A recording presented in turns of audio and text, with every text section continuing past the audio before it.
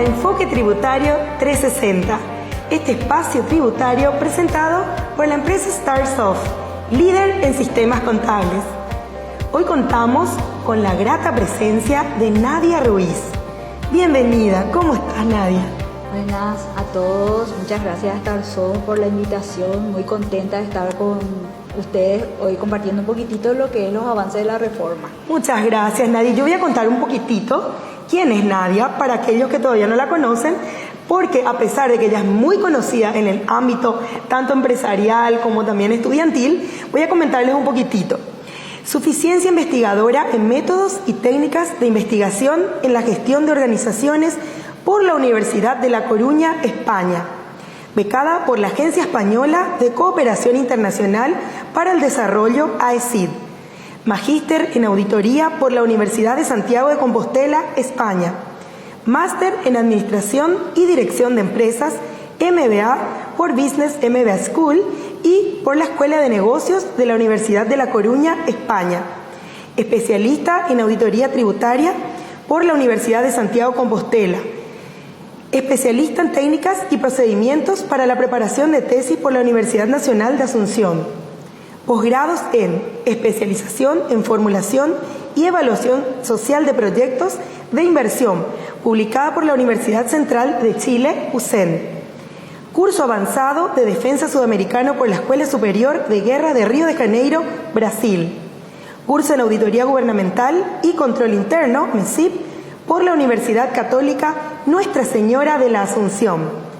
Ejerce como auditora encargada del área de tributación desde el año 2006 en Alarcón González Auditores y Consultores Asociados. Y desde el año 2008 es socia de R&R Asesoramientos Integrales y asiste y asesora a empresas locales en materia legal societario-tributaria, desarrollo organizacional y control interno. En lo académico, es docente acreditada en la Academia de Liderazgo Transformador, ALT, de la Federación de Cooperativas de Producción, FECOPROD. Docente, tutora de tesis y miembro de mesa examinadora en diversas maestrías en prestigiosas universidades públicas y privadas e institutos superiores de enseñanza desde el año 2007. Bienvenida, ¿cómo estás, Nadia? Qué gusto tenerte en nuestra casa, que es también tu casa. Sabes que StarSoft te quiere mucho, como así también nuestros clientes y amigos que cuentan siempre con tus charlas, las clases, las jornadas que solemos tener, así que estamos muy agradecidos contigo realmente. Hoy queremos hablar un poquitito de lo que es el impuesto a la renta personal. ¿En cuanto a qué? A esos impuestos, a las rentas y ganancias de capital. ¿Cuáles son las rentas o ganancias de capital que se encuentran alcanzadas por el IRP? ¿Cuál es el hecho generador? Bueno, en este caso, siguiendo un poco con la temática de la reforma, se venía hablando sobre el impuesto a la renta personal, que teníamos dos hechos generadores: el impuesto a la renta y ganancias de los servicios y el impuesto a la renta y ganancias de capital.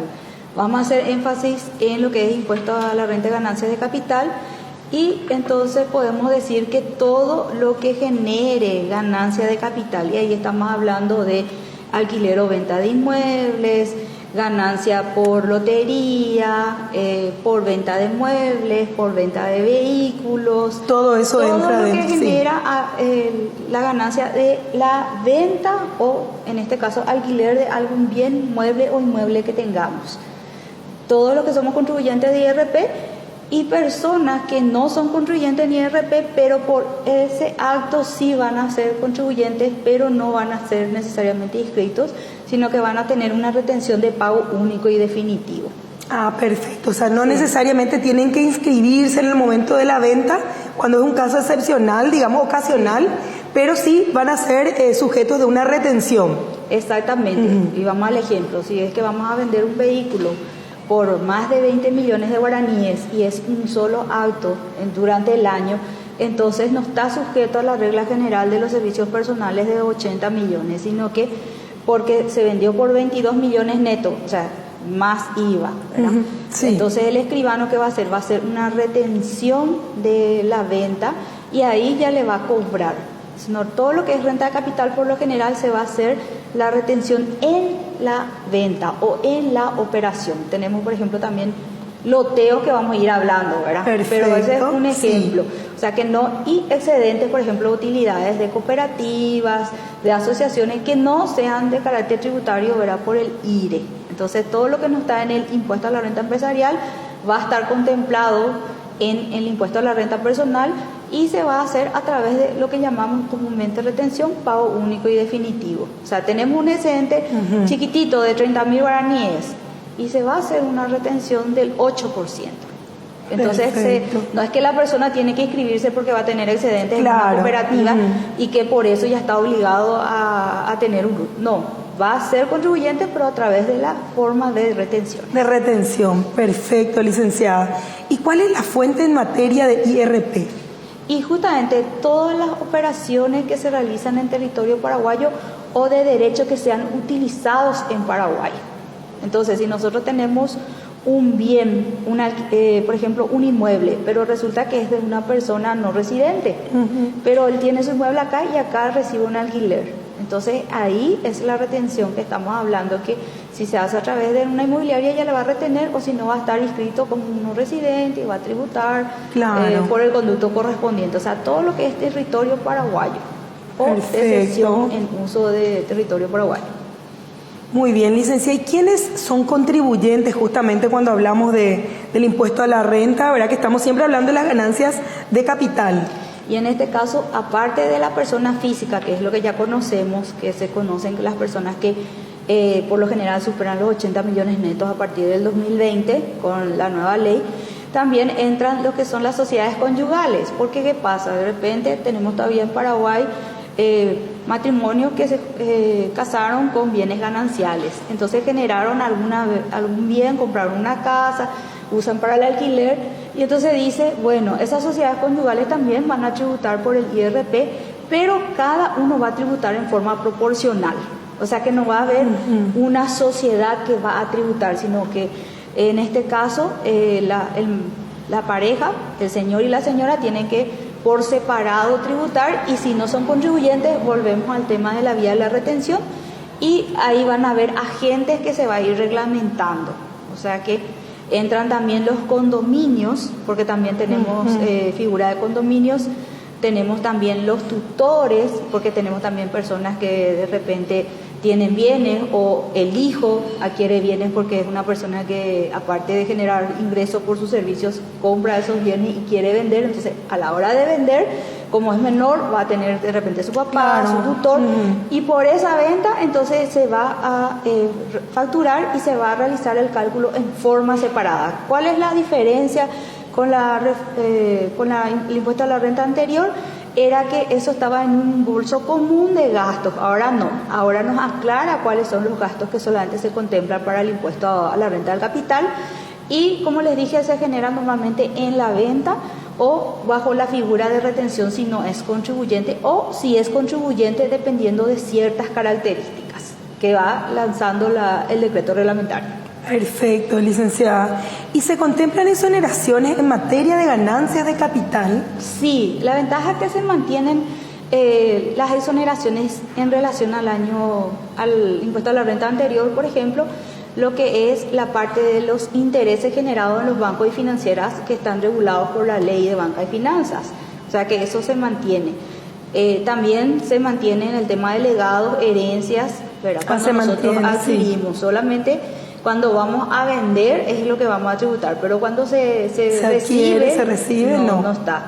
Y también la parte de loterías y juegos de azar, siempre y cuando sean inferiores a 500.000. O la venta de, como estábamos hablando anteriormente, de muebles y rodados que son menores a 20 millones. Entonces son algunos de los ejemplos que siguen en exoneración. En exoneración. Lo que no sigue en exoneración es lo que antes comprábamos, se consideraban inversiones, que son la compra de acciones. O sea, antes nosotros comprábamos acciones y se consideraba una inversión, entonces digamos que no grababa. Ahora comprar una acción no se va a considerar un gasto y va a tributar en la venta. Ahí tenemos una pequeña diferencia. Sí. Perfecto. ¿Y cómo está alcanzada la venta de un inmueble por el IRP? Y ahí justamente tenemos varias dinámicas, porque tenemos la venta de inmueble de una persona contribuyente, no hay problema. Todas se grava el 30%, que es el precio base, sobre el precio de venta. Y la retención es el 8% directo. La diferencia con servicios personales, que tiene una escala progresiva que va del 8, ¿verdad?, al 10, 8, 9 y 10.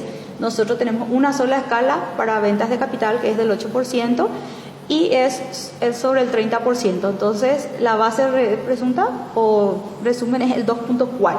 El 2.4% es lo que realmente tiene que tributar. Y si es contribuyente, va a tributar con su factura a final de año. Pero si no es contribuyente, entonces ahí tenemos la vía de la retención. A pesar de que la diferencia, otra vez, en relación a la reforma, es que antes los escribanos solamente retenían para los no contribuyentes. Ahora, para renta de capital, dicen no, en el momento de la venta. Entonces, el escribano, por más de que uno sea contribuyente, tiene la obligación de retener, y después eso con el formulario en la declaración a fin de año, ¿qué hacemos? Metemos la retención y vamos descontando. O sea, esa es digamos, el atractivo de este impuesto, es donde el Estado ya va a percibir, en el momento de la operación. Esa es la primera. A través de la escribana, entonces, esta retención. A través del escribano. Sí. También tenemos la figura a través de las inmobiliarias. Entonces, también la inmobiliaria, si se vende, va a ser como agente de retención. Ahí el Estado va lanzando los diferentes agentes que son responsables para el control y para entregarle a ellos. Y también si tenemos venta por lote. Entonces va aclarando. Existen dos modalidades. Existe la figura que yo puedo calcular directamente la base presunta, o si tengo un costo, el que resulte el menor. Eso se mantiene en relación a la vez anterior. Siempre estamos hablando comparando un poquitito para que la gente pueda ver que no hay mucha variación. Sí. Pero aclara, ¿verdad? Como les decía, eso antes entraban en una bolsa general y ahora va en separado. Entonces dice que solamente los gastos de transferencia, las tasas, las publicaciones, las comisiones que se realicen a los agentes inmobiliarios son lo que se puede descontar como costo para poder hacer la base real. La base real era el costo del bien más los gastos incurridos para la venta, y se resta del precio de venta. Entonces, si la estimación sobre la base del 30 resulta mayor, uno usa la base real. Pero es que por lo general uno no vende enseguida, vende después, o surge de repente un boom inmobiliario, como el caso ahora de la zona de autopista, entonces muchas veces resulta más ventajoso usar la base presunta que está dando como ventaja el Estado.